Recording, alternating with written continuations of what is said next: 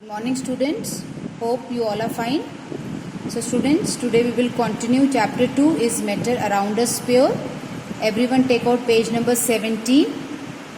So the topic we will start today is suspension. Earlier we had done true solution and today we will do suspension. It is a mixture. So what is a suspension? Top para, left side, fourth line. Everyone underline. A suspension is a heterogeneous mixture in which the solute particles do not dissolve but remain suspended throughout the bulk of the medium. The best example is, everyone look here. This is water and we have added soil.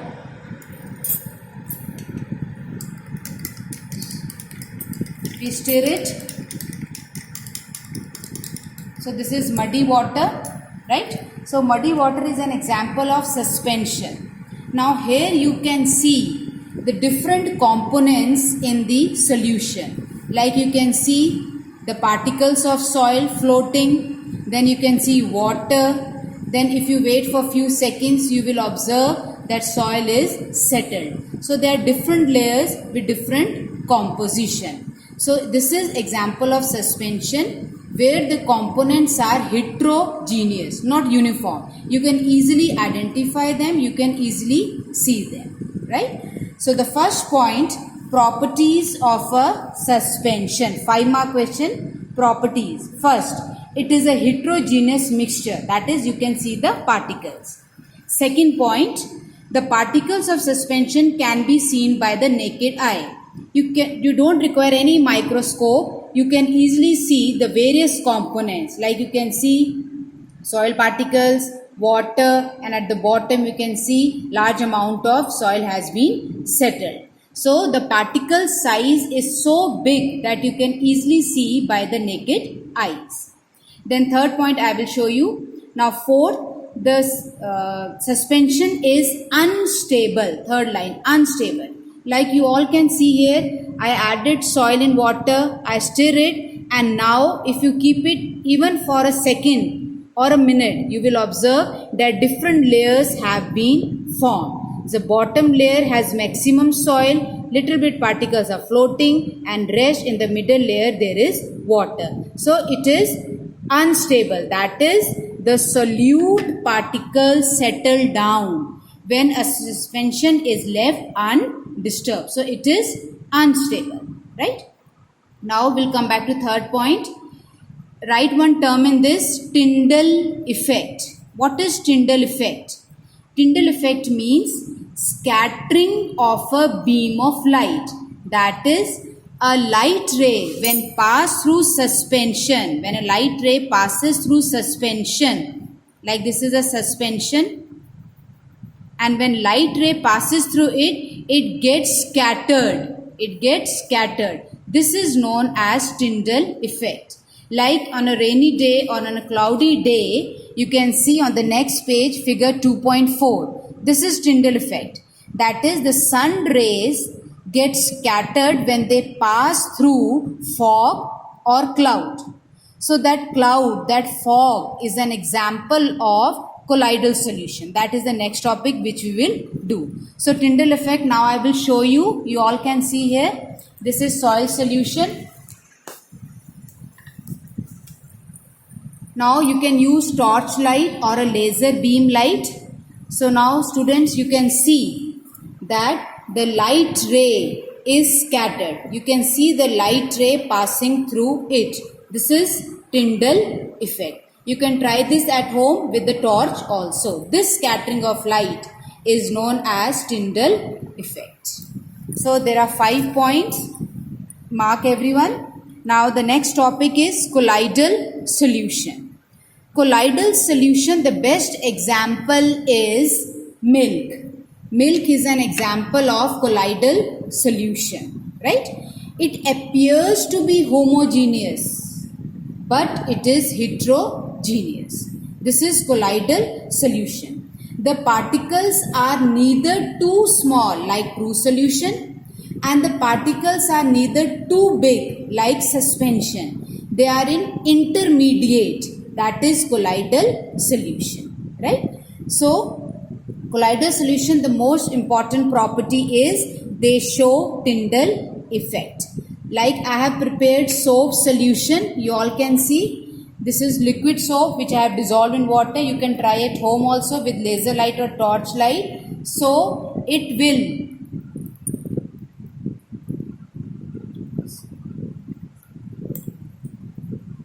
now you can see the light ray is getting scattered. You can see beam of light.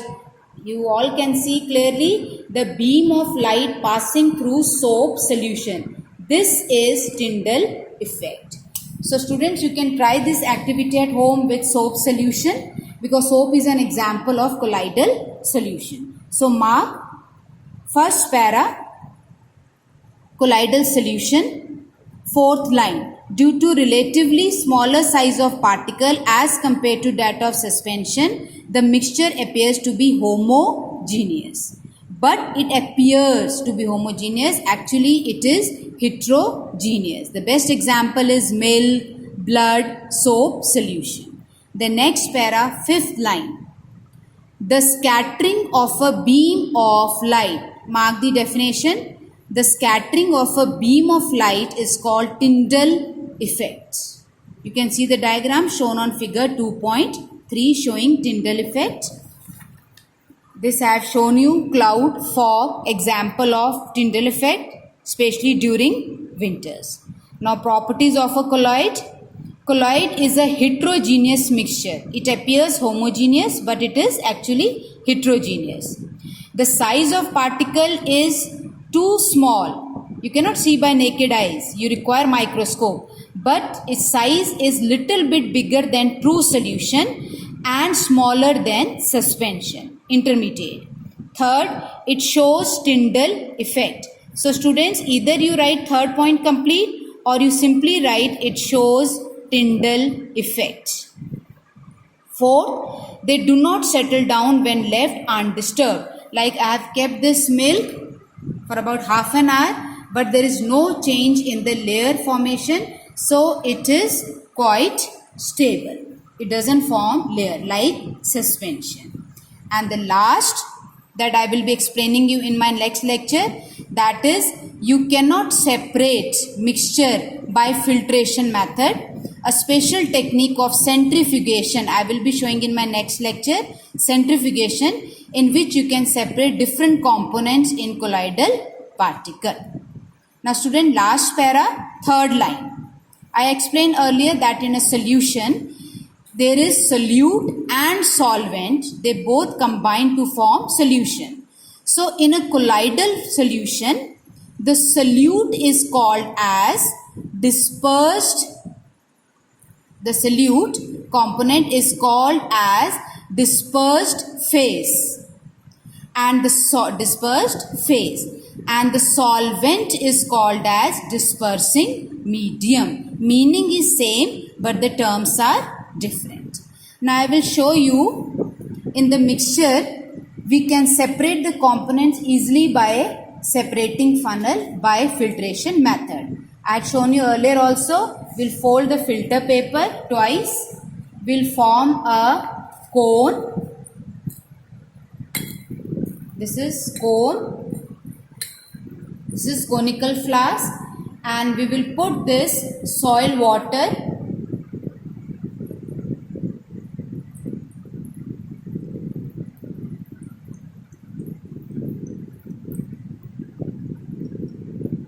So you can see water is dripping, and after few seconds you will observe that the solute particles or the particles present in soil solution, it has been separated in filter paper.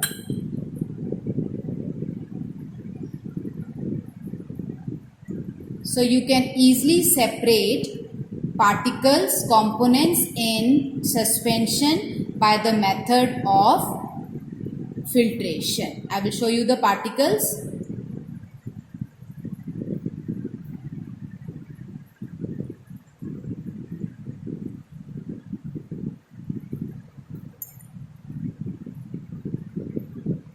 See, we have separated the soil particles easily by the method of filtration. So filtration method is applicable only in case of suspension. In colloidal, a special method centrifugation is applicable. So I hope you have understood all the properties of true solution, suspension and colloidal. Thank you, students.